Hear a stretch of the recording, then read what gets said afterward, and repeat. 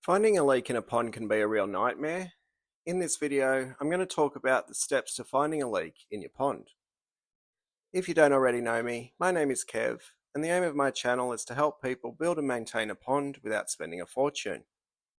If that sounds like something that interests you, you might like to subscribe and check out my website, ozponds.com.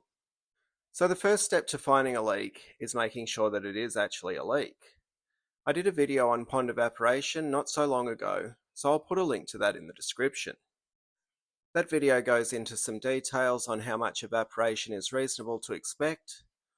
Also keep in mind that streams, waterfalls, lots of splashing and agitation is going to increase the amount of water loss. But if you've watched that video and you're absolutely positive that it's not evaporation, what are your next steps?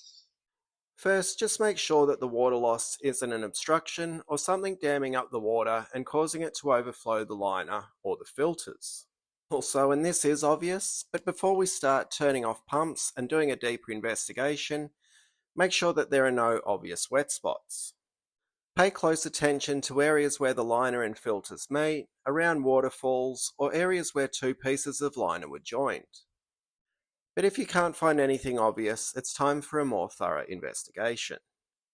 So the first thing is to turn off your pump or pumps, so that we can try and narrow down the location of the leak. If you have multiple pumps, don't shut them all off at once.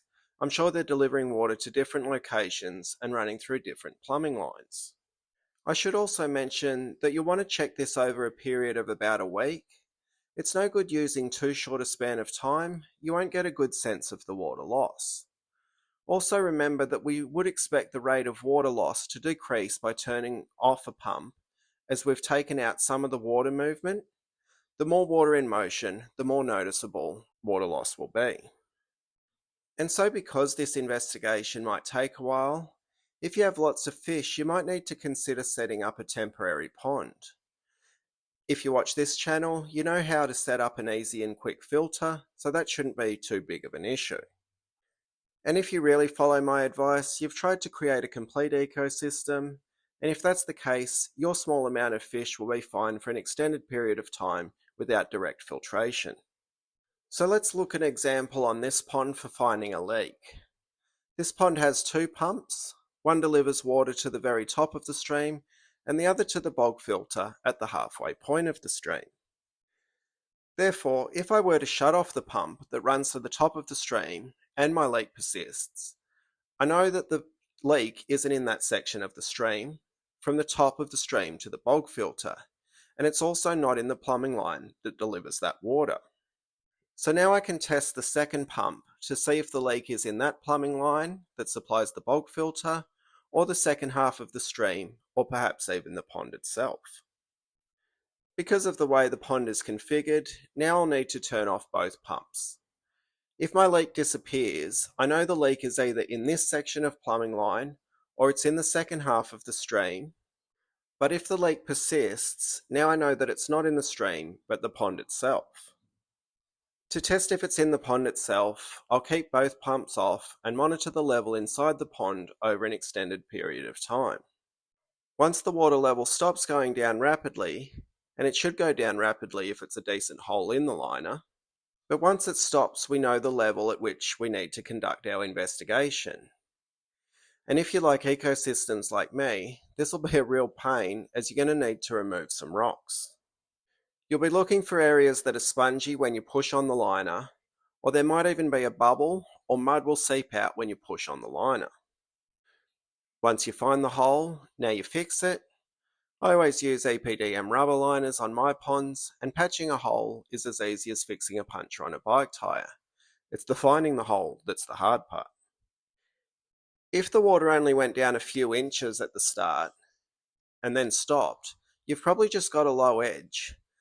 Some liner might be tucked or folded in a funny way, and that's causing the water loss. If that's the case, just go around and make sure that there's no way that the water is escaping. But let's say in this hypothetical leak investigation that when I turned off both pumps, the leak disappeared. So it wasn't the pond itself, the loss must be coming from the section of the stream below the bog filter. Now my investigation will focus firstly on that section of stream. Again, I'm looking for all those obvious signs, wet edges, etc. But this time I'm going to make sure I can get a look at the entire edge of the liner. I might need to trim back some plants. I really want to make sure that no water is escaping the liner. This is almost always the most common cause of a leak, and not an actual hole. Over time the edges settle, and what I thought was a nice high edge might not be so high anymore. Also, the plants in the stream, along with their roots, may be restricting the flow of water through the stream, and it's gradually increased the height of water moving through.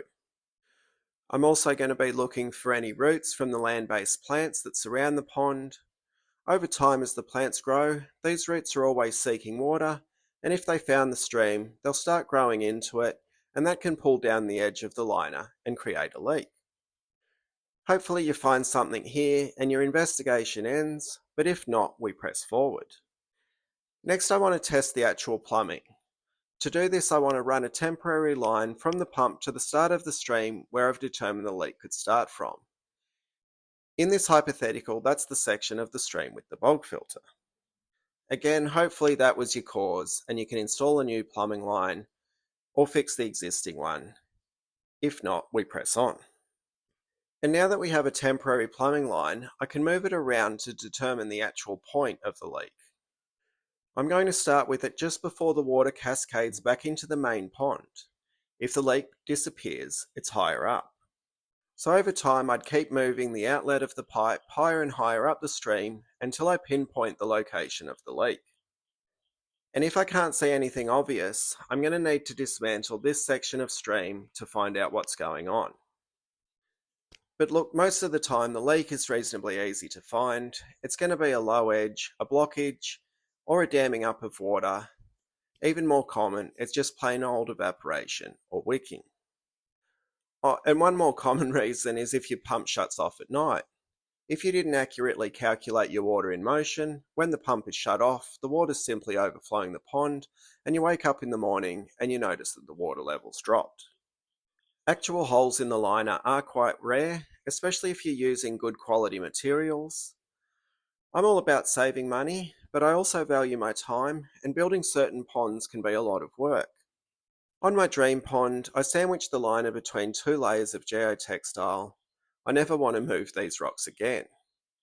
But on this small goldfish pond, I used a thin liner and no geotextile. This pond would be so easy to find and fix a hole if there ever was one. On my website ozponds.com, I have lots of links to helpful products, plenty of free articles, or if you want to create something really cool, you might like to purchase my pond formula cheat sheet. It contains all the information that I use when I design and build my ponds. Anyway, I hope this video was helpful. I hope you don't have a leak. And if it was helpful, feel free to give the thumbs up button a little tickle. It really likes it. Thanks for watching. See ya.